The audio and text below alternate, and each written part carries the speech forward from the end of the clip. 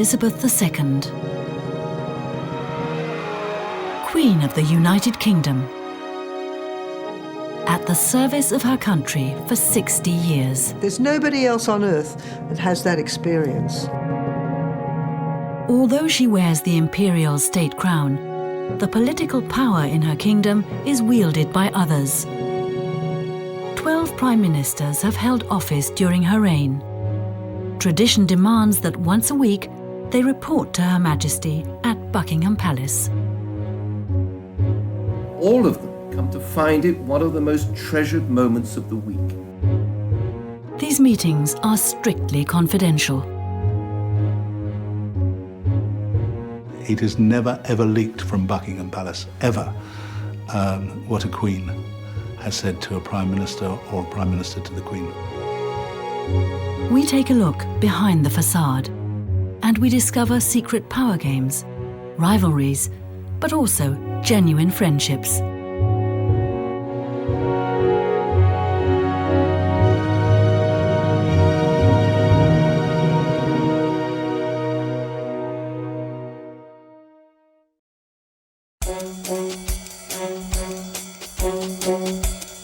The British love their Queen. Maybe because she doesn't talk much. Certainly not about politics. I'd love to get inside her head because she has known every statesman, every leader, every head of state, every prime minister, every president for 60 years. It's amazing. It's often said she's never put a foot wrong, and that is true. But she has understood the importance of silence, of not expressing her opinions, of not reacting. Number 10 Downing Street is the headquarters of Her Majesty's government.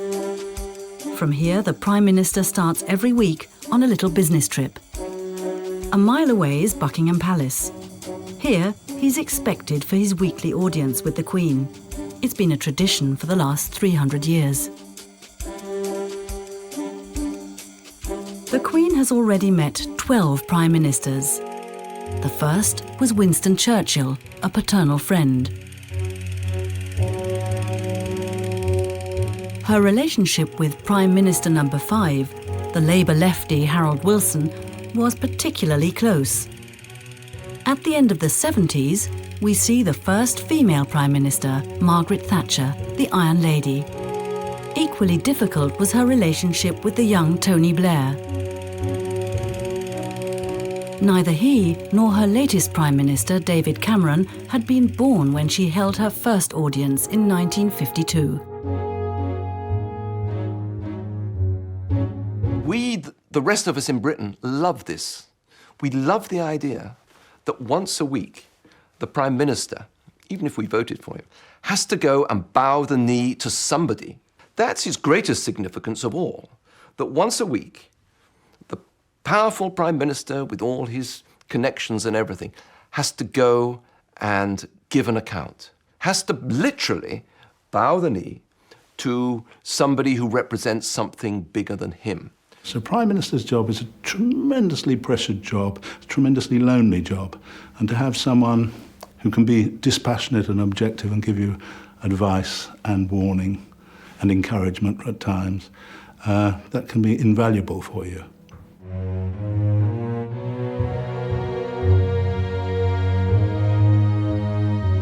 During the audience, the Queen listens more than she talks. But she's always well prepared and guides the conversation by asking the right questions.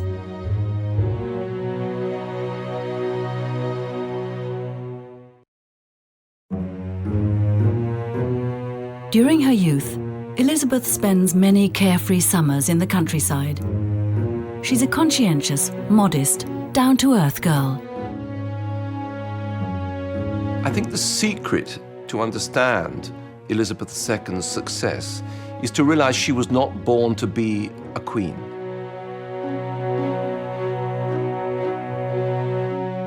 For the first 11 years of her life, she was royal.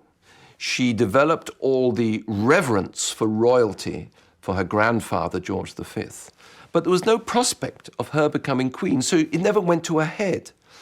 I think the fact that she is not a conceited person is the essence of her success.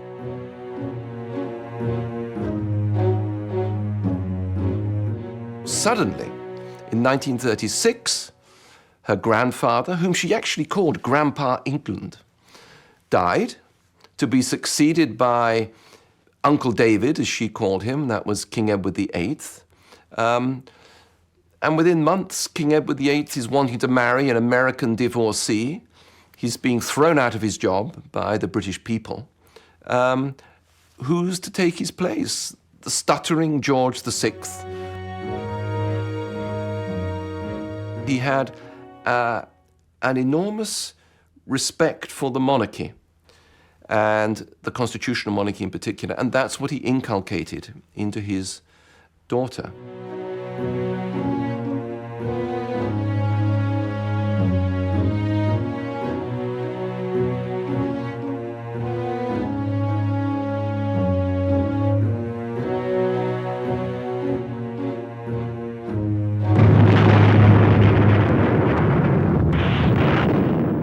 Years after the coronation of her father, George VI, the Second World War breaks out.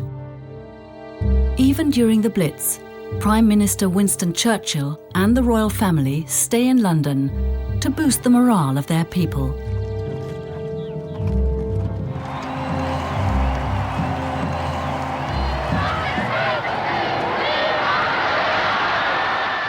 During the victory celebrations on the 8th of May 1945, 1 million Britons celebrate Elizabeth's family and their Prime Minister. The close relationship between her father and his people impresses her so much that she makes a solemn vow on her 21st birthday.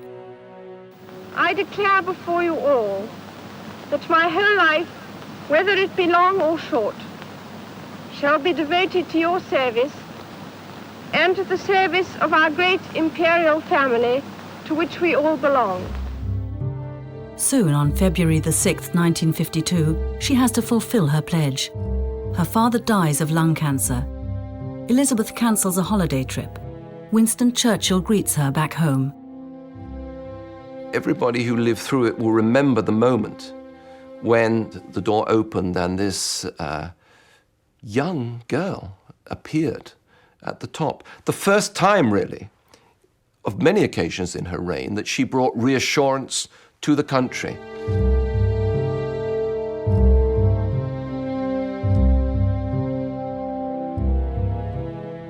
And then began the life of service. But she was probably better prepared for it than other girls of sort of 25 would have been, because she is such a dutiful person and she always wanted to do her best, but it can't have been easy. Out of respect for her father, Elizabeth waits 16 months before she is finally crowned on the 2nd of June 1953. She's been conscientiously preparing for this moment. She's worked on state papers for months. 3 million spectators cheer the young woman, who at this moment becomes Queen of the United Kingdom and of 15 other countries. Her old friend Winston Churchill becomes her first Prime Minister.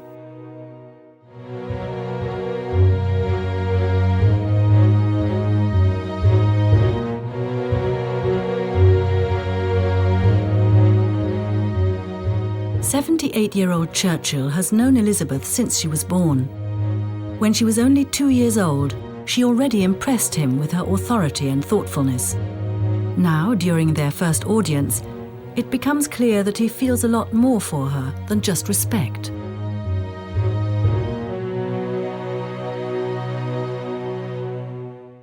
I think there's a sense in which all the Queen's prime ministers have been in love with her to a certain degree, but it was most overtly displayed by Churchill. He made no pretense at it. There were tears in his eyes when he welcomed her. Sentimentally, he loved the comparisons with Queen Elizabeth, with Queen Victoria, and the fact that this would be a sort of last act in his life.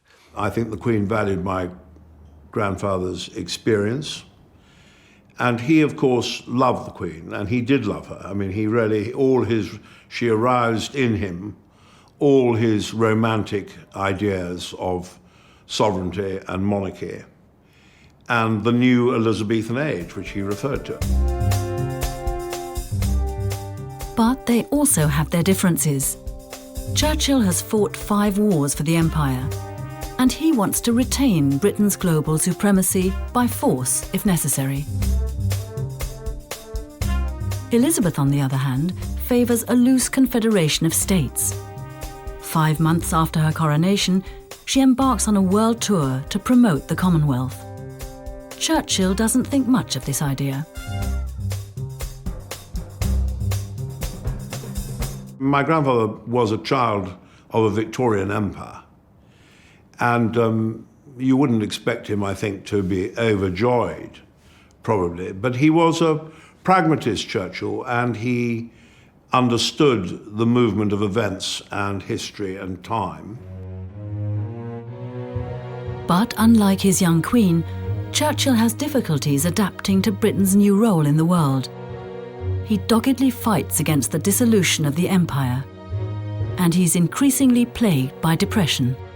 My grandmother tried very hard to get him to retire after the war and to end his political career in a great wave of glory. But he couldn't. He was like an old war horse, he couldn't give it up. Then Churchill has a stroke.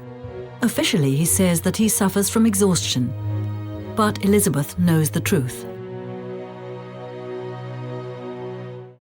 Experience the past like never before with History Hit's award-winning original documentaries and ad-free podcasts with our expert historians like Dan Snow, Susanna Lipscomb, Lucy Worsley, Mary Beard, Tristan Hughes and myself, Matt Lewis. Sign up for an exclusive discount using the link in the description and embark on your historical journey from the wonders of ancient Egypt and the life of Anne Boleyn to the rise of Napoleon Bonaparte and the discovery of Shackleton's Endurance. Get history wherever, whenever, exclusively on History Hit.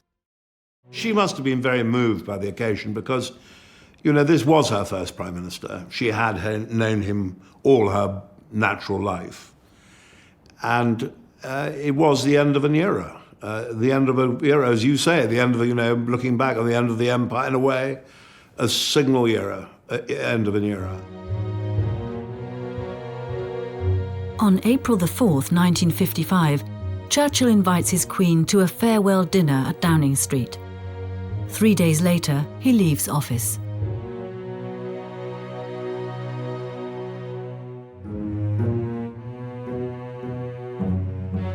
In the years after, Elizabeth settles in as head of state. Each year, she opens Parliament in a lavish ceremony, and each year, she reads a speech that she hasn't written. The Prime Minister puts his words into her mouth. Today, for the first time, this ceremony is being watched not only by those who are present in this chamber, but by many millions of my subjects. Elizabeth is Britain's best ambassador. She meets Marilyn Monroe and other Hollywood stars. The Queen, who doesn't have a passport, tours the world. And although she never talks about politics, she is Britain's most important diplomat.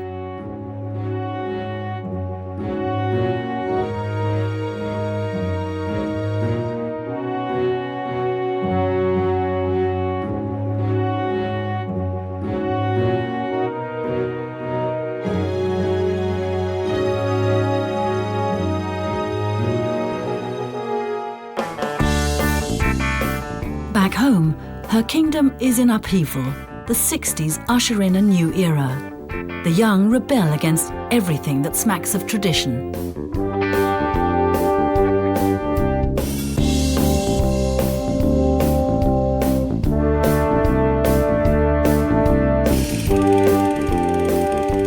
After decades of conservative rule, the Britons want somebody who's a bit more modern.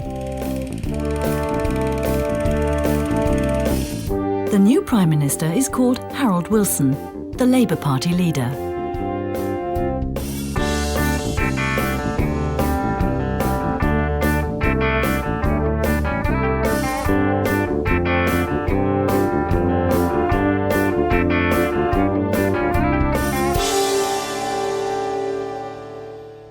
Everybody, the establishment, were absolutely terrified of Wilson when he was in power. I mean, what was he going to do next?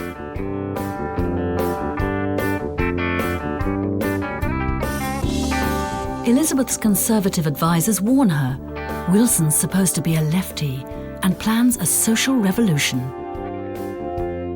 There was quite a lot of trepidation in Buckingham Palace as to what this chap would be like. But to their surprise, they found that Wilson himself was quite a monarchist, a royalist. Elizabeth's advisers forget that Harold Wilson is not only the leader of the Labour Party, but also an Oxford Don. Elizabeth enjoys chatting with him. Wilson, I think, was the first to treat her as an equal, and not look down on her, and certainly to make it clear that he wasn't looking down on her.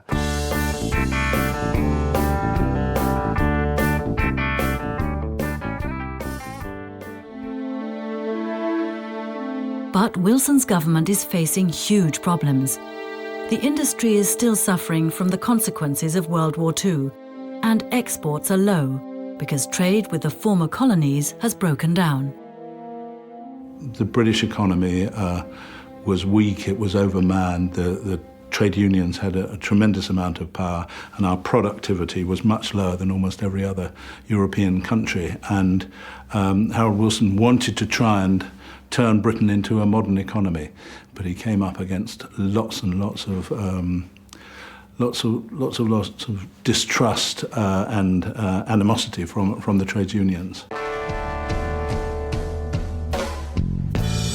The workers rise up against Wilson. They want him to nationalise the coal and steel industries and go on strike. The palace doesn't understand the rift between the workers and the Labour Party, but the Prime Minister can explain. He saw himself as teaching her a lot about whole sections of her kingdom, which she didn't really know from first hand. You know, from first hand, she knew the kind of things that old-fashioned Conservative prime ministers did, like going shooting and having grand country house parties. But she didn't really know about the trade unions. She didn't really know about how the Labour Party worked. On the other hand, the Queen surprises her Prime Minister with her detailed knowledge of politics. Interestingly, over the years, Harold Wilson's audiences with the Queen's agreement, became longer and longer, and he would stay for drinks afterwards. That has never happened before. Alcohol used to be taboo during the audiences, and now brandy and gin are being served. It proved to be a very, very cosy relationship. He took a great deal of interest in her second family. The Queen had two families, Charles and Anne. Then she suspended childbirth for 6 or 7 years because she became Queen. And she then had a second family, Andrew and Edward. These were little boys, bicycles and prams in the palace when Harold Wilson was there. And deliberately or cynically or whatever, he took a great deal of interest in these children. He, for his part, found that the Queen was very solicitous about his health. That she was worried when he worked too much. She was worried when he was traveling here or there. And he found that very touching, and a very warm relationship was created. The Prime Minister spends his summer holidays with his family in Cornwall. Picnicking and golfing, Harold Wilson loves the country life. Just like his Queen, she traditionally spends her summer holidays up in Scotland and invites all Prime Ministers for a weekend to Balmoral. on the second day, a big barbecue is cooked, and it's cooked by the Duke of Edinburgh, and the Queen herself does the washing up. And Harold Wilson thought it was great to go to Balmoral.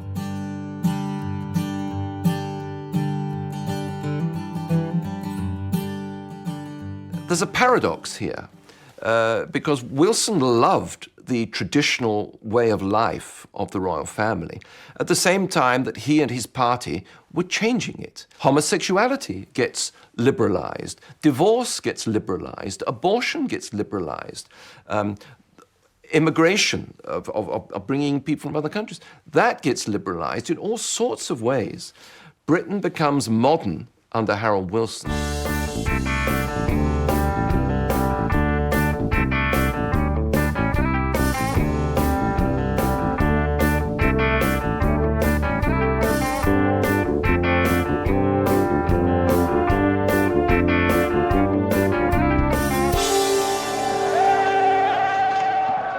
In the industrial cities of the north, the riots are becoming more violent. High inflation rates, unemployment, and endless strikes turn Britain into the sick man of Europe.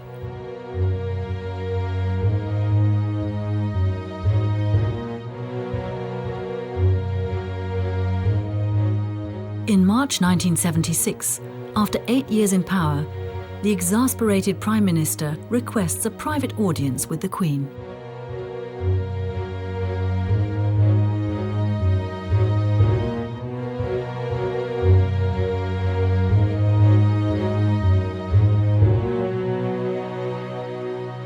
No one ever really knows 100% why Harold Wilson resigned, but those closest to him believe he knew that he was losing his faculties. His memory wasn't what it had been. He was repeating himself. He was drinking quite a lot. He needed quite a lot of brandy before he answered Prime Minister's questions in the House. And I did ask him myself about why he resigned. He said, you know, it's because I've been here so long that I've seen the questions coming round, and they're coming round again and coming round again, and I don't have any new answers. So I decided it was time to go.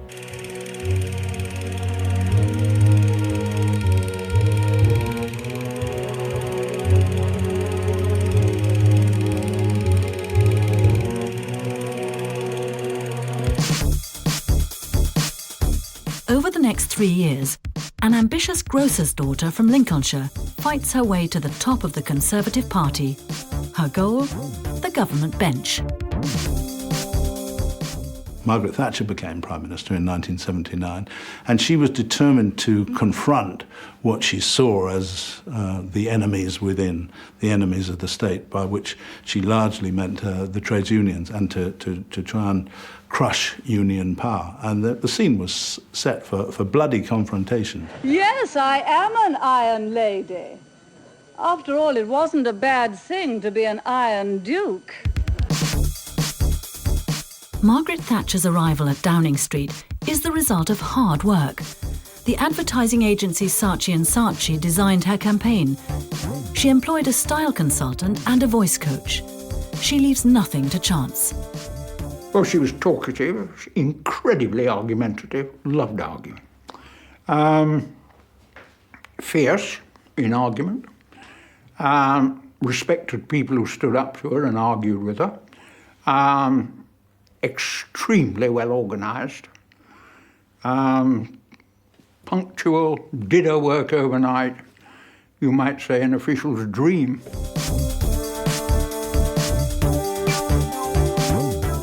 The Queen and Margaret Thatcher. The state opening of Parliament in 1979 sees two women who are both the same age, equally ambitious and status conscious. A catfight is inevitable. Britain was unique in these years. We had a head of state and a chief executive who were both female. Stuffy old Britain was ahead of the game in this sense. And you have these two women, a woman who loved confrontation, that's Mrs. Thatcher, with a woman, the Queen, who'd do anything to avoid an argument. I mean, one of the reasons the Queen is a successful constitutional monarch is that she much prefers to agree than disagree. She hates a row. I don't think that the Queen and Margaret Thatcher hated each other, but I think there were lots of elements, certainly in the early days of their relationship, where they rubbed each other up the wrong way. Margaret Thatcher immediately deregulates the financial markets. The stock market is booming. A free market means wealth for all, she says. And she boosts the economy by privatizing state enterprises. Meanwhile, the gap between the rich and the poor widens. The ladies not for turning.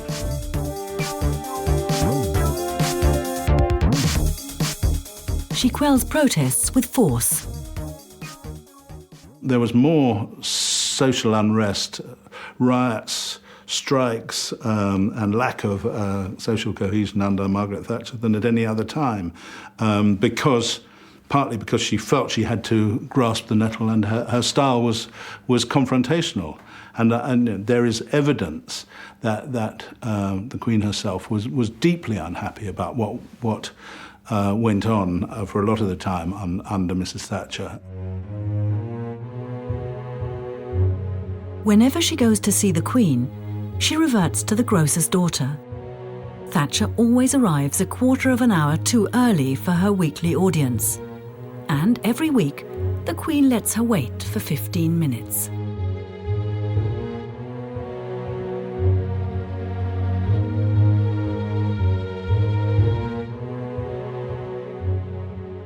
I think Margaret Thatcher was more nervous about everything than people made out early on. Margaret Thatcher was extremely respectful of the monarchy. She is a monarchist, and she was very respectful to the Queen. You've only got to look at her curtsying to the Queen to realise just how much respect there were. I mean, she went so low that I sometimes wondered whether she would get up again.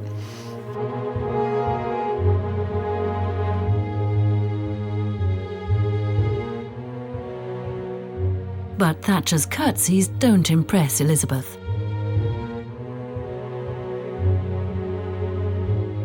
The stage was set for quite a lot of confrontation, and for quite a long time. They were quite sticky, the audiences with the Queen, and I don't think they ever. Mrs. Thatcher is not someone that you can just sit down and kick your shoes off with and sort of have a glass of whiskey late at night. They were both quite aware of their own status. I mean, one of the best examples of the Queen and Thatcher not quite getting on was that Margaret Thatcher apparently rang up the palace one day to say that she was going to a big dinner that night that the Queen would be at, and she wanted to know what colour the Queen was wearing so that she wouldn't clash with the Queen.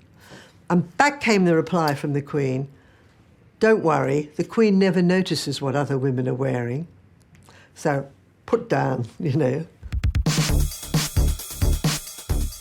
Finally, the rift between the two ladies becomes public. The Sunday Times headline says it all. Apparently, the Queen's press secretary suggested that Her Majesty feels the policies of her Prime Minister are socially unjust.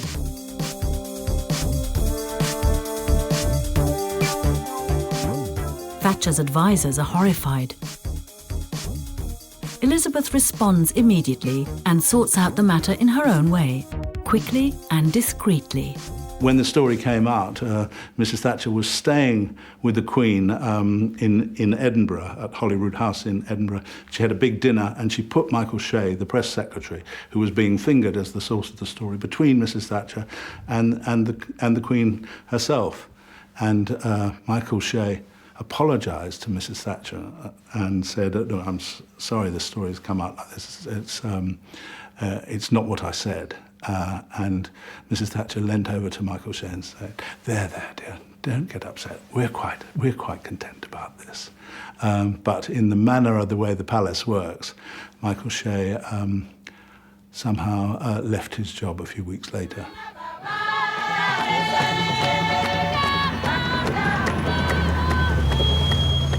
The two ladies also disagree on foreign affairs. The Commonwealth countries want Thatcher to take a stance against the apartheid regime in South Africa. But the Prime Minister doesn't want to be bothered with the problems of the Commonwealth. The black African countries were fed up with white Britain effectively supporting, slowing down the sanctions. And they knew that Margaret Thatcher was part of this. She had actually delayed debates, stopped debates in the British Parliament about sanctions. Against Thatcher's will, Elizabeth travels to a meeting of Commonwealth countries, effectively supporting their claims. Thatcher must give in and is forced to the sidelines.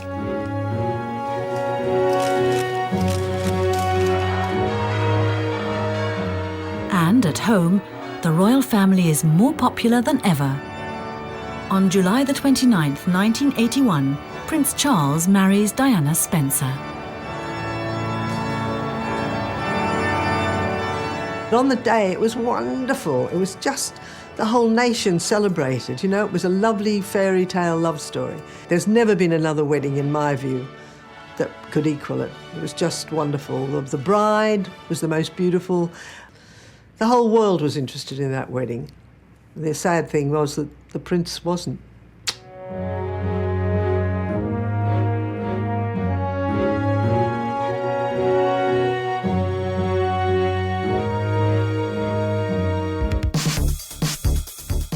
Thatcher's popularity is sinking as she introduces the poll tax.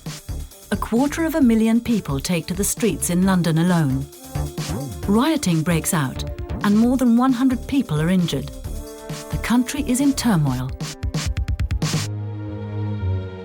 In the end, even her own party has had enough of Margaret Thatcher.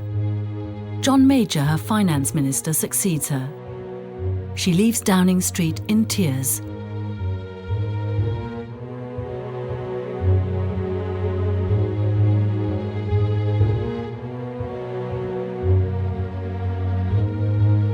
In this difficult time, Elizabeth is showing sympathy towards her beleaguered Prime Minister.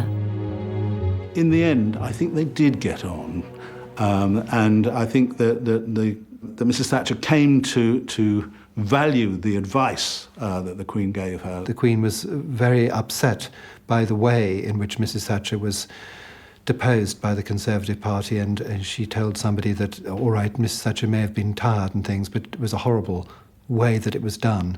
And that's why I think it was very important that there was the Queen kind of waiting in the wings. If you want confirmation of the mutual respect, then just look how quickly the Queen honoured Margaret Thatcher after she'd resigned, with first of all the Order of Merit and then the Lady of the Garter. But I think the fact that she did that is a signal of her respect for what to me, who to me was a quite remarkable Prime Minister in person. Politically, Elizabeth's kingdom returns to normal. But suddenly, her family life becomes a target for the tabloid press.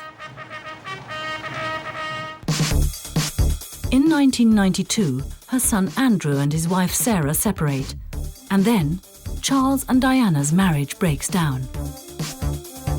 The poor Queen, you know, I was thinking, gosh, she's been on the throne a long time and now it's all falling apart. She was called the mother of a dysfunctional family.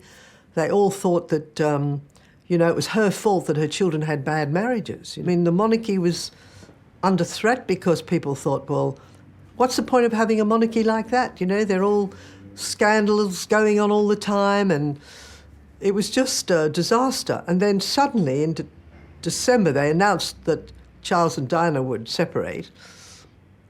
Everybody thought, God, what else can happen? It's terrible. And then suddenly Windsor Castle burst into flames. It was on fire. An electrician left some hot object around and it set fire to the curtains, and then the whole place went up.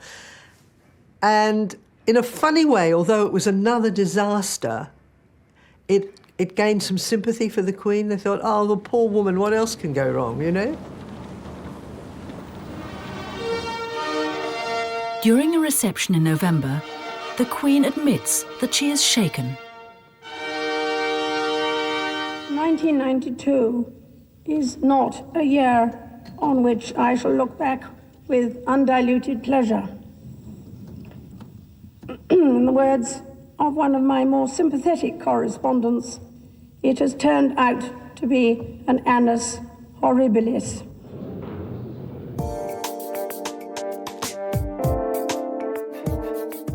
The mood in the country is bleak. The government of Prime Minister John Major seems lacklustre and scandal-prone. Britain is yearning for a fresh start. 43-year-old Tony Blair is the Labour Party's new hope. He looks fresh and promises to change things. Victory at the next general election. And indeed, on May the 2nd, 1997, Tony Blair enters Downing Street with a landslide victory.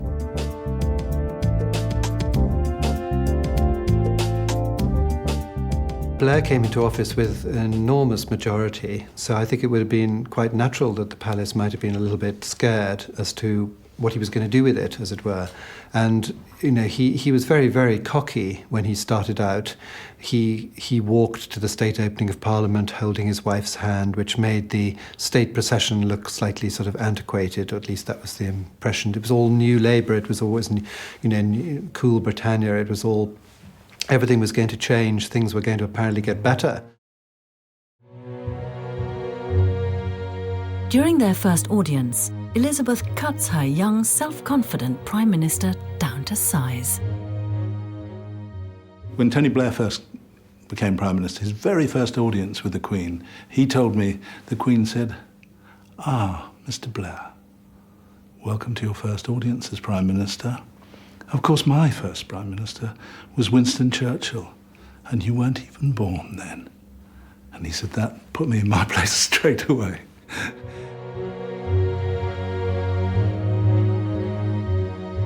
However, after a while, Tony Blair seems to enjoy the audiences with his Queen, but large sections of his party think the monarchy is out of date.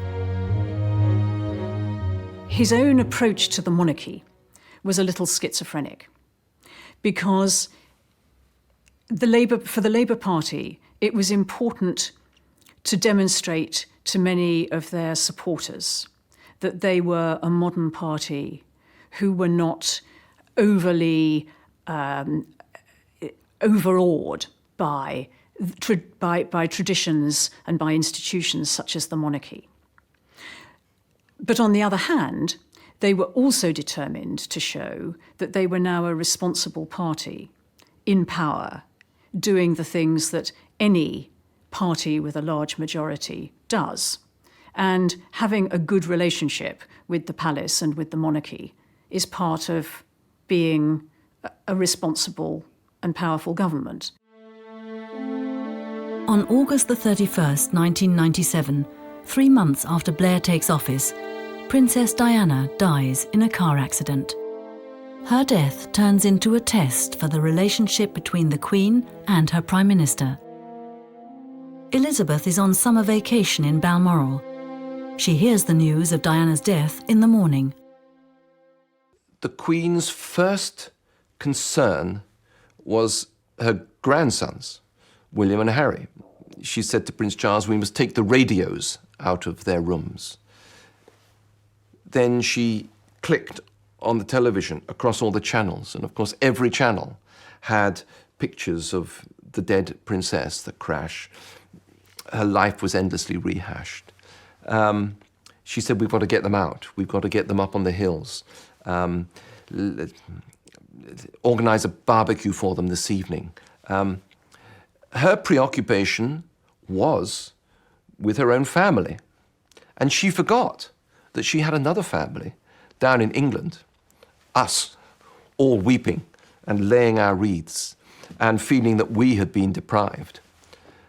And when she did come to think about us, she shrugged her shoulders and thought, well, you can all get on with it. Tony Blair, however, comforts his grieving nation straight away. Just hours after the accident, he steps up to the microphones. Prime Minister, can we please have your reaction to the news?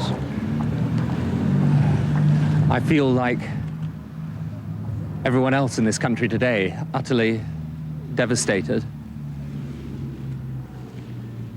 Our thoughts and prayers are with Princess Diana's family, in particular her two sons, the two boys.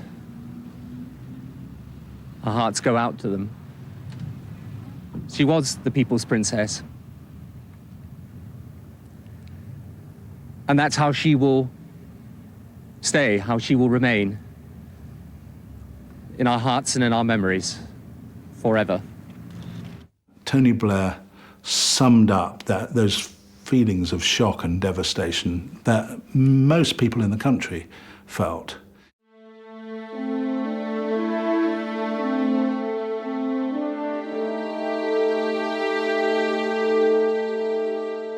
The grief over Diana's death turns into rage against the silent Queen. The newspapers attack Elizabeth.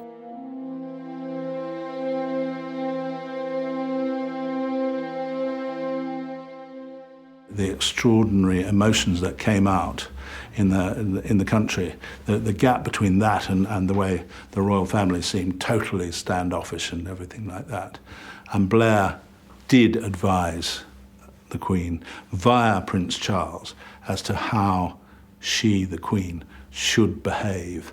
And he'd only been Prime Minister for about 3 months. To be advising the monarch as to how she should behave towards her own people was quite a tricky thing. The Queen and her Prime Minister confer every day. He urges her to address her people.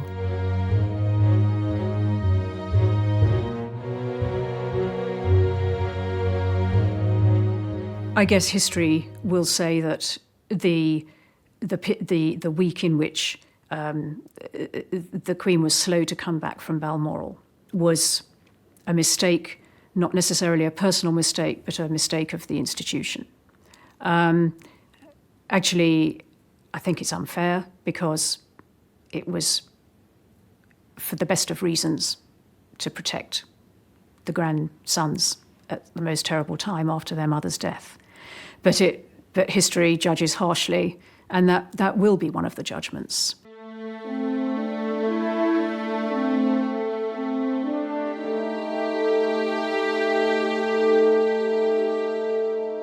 Five days after Diana's death, Elizabeth finally returns to London.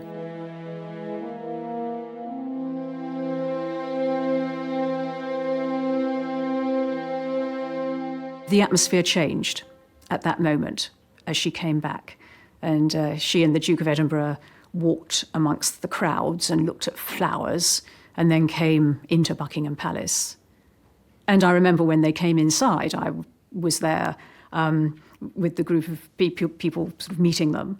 And we were all talking, and they were in some ways as puzzled as everybody else with what had happened, with the phenomenon of so many people. Downing Street and the palace agree that the Queen must make a speech showing that she shares the grief of her people. The Queen's private secretaries mull over the wording. Just at the last minute, they sent it to Downing Street, not for approval, but to see if they had any ideas. And it was Campbell who diffidently suggested, on Tony Blair's behalf, could Her Majesty perhaps say, speaking as a grandmother? And they grabbed it. So what I say to you now, as your Queen and as a grandmother, I say from my heart.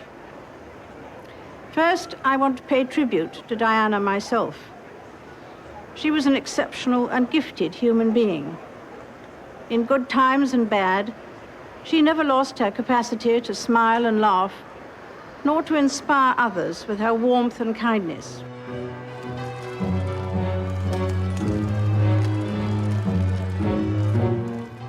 Thanks to Blair's bright idea, the Queen wins back the hearts of her people. But her relationship with the Prime Minister remains difficult.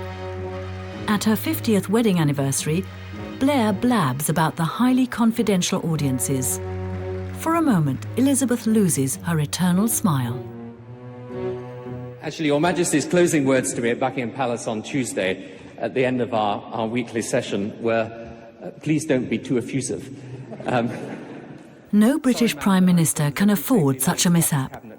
Maybe one of the reasons why Blair's audiences with Elizabeth are often over after just 20 minutes. You are our Queen, with a keen sense of humour and a mean ability for mimicry. Tony Blair's own memoirs about the Queen are quite interesting in terms of how you get on with the Queen. He said, sometimes you can let her be matey with you, be sort of friendly and informal with you, but you should never try and do that with her, because if you do, then you get the look. And it's quite interesting, because Tony liked to be matey with everyone. 9/11, a global catastrophe, and a new trial for the relationship between Tony Blair and Elizabeth.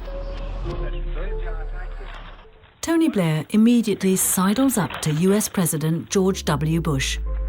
Together, they declare war on terror.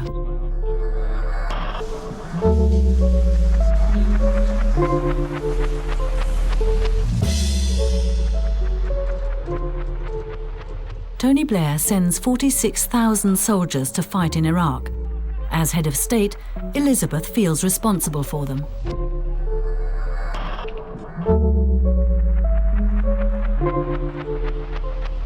The concern that the Queen had was for her own forces, the Royal Navy, the Royal Air Force, the Queen's Army, because there were many reports about how ill-equipped they were to deal with desert warfare, and they didn't have the right clothing, the right protective equipment, or even the right ammunition and hardware.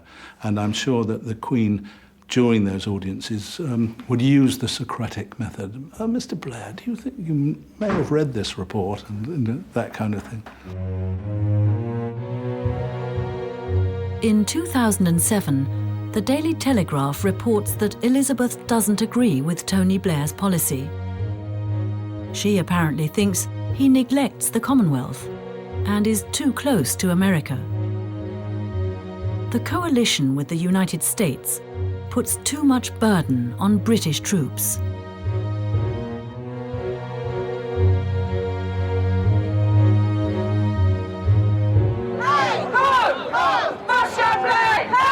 And her people raise their voices in protest against Blair's war on terror.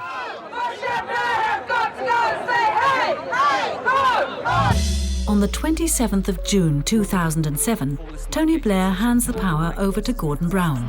Au revoir, auf Wiedersehen and arrivederci. And that is the end.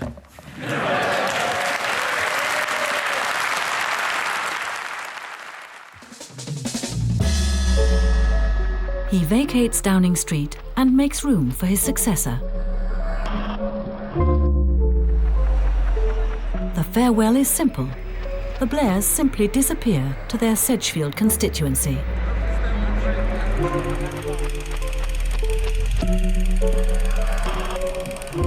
And now David Cameron is in power, Elizabeth's 12th Prime Minister.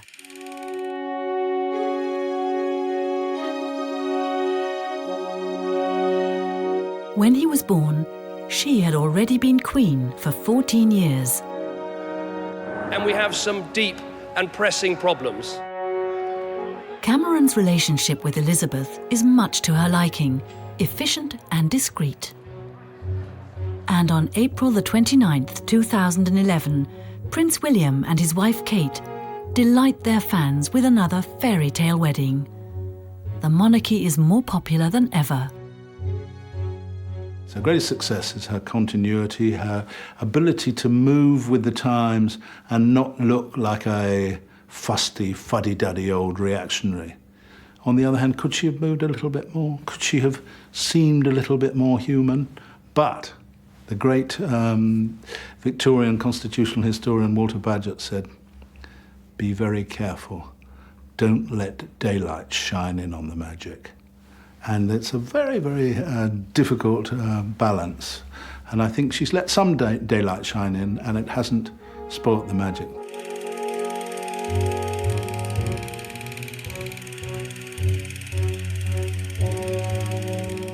Discreet and reliable. That's how 12 Prime Ministers have experienced the Queen. The governments come and go, but the Queen stays on. She is the symbol of continuity.